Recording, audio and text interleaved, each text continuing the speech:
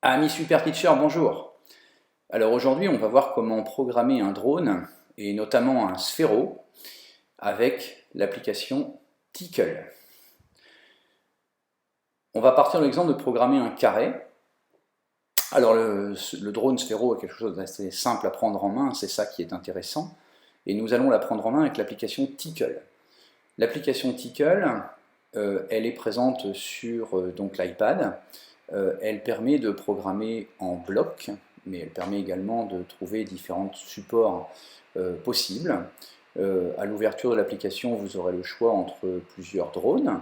Nous allons choisir ici le Sphero SPRK, mais nous avons la possibilité de prendre bien d'autres drones. Et à partir de là, vous avez sur la colonne donc, de gauche un ensemble d'ordres que vous allez glisser vers la colonne de droite. C'est ce qu'on appelle la programmation en bloc. Le point d'ancrage et le point de démarrage est souvent en orange, donc quand le jeu démarre, vous allez permettre au Sphero de rouler une seconde, vous réglez bien sûr la durée à 50% de sa vitesse, et puis vous avez compris que pour faire un carré, on allait tourner à droite plusieurs fois à 90 degrés.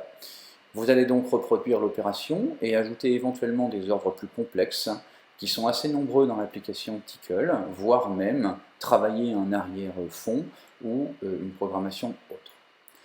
L'avantage du Sphero, c'est que nous allons tout de suite vérifier la validité de votre programme.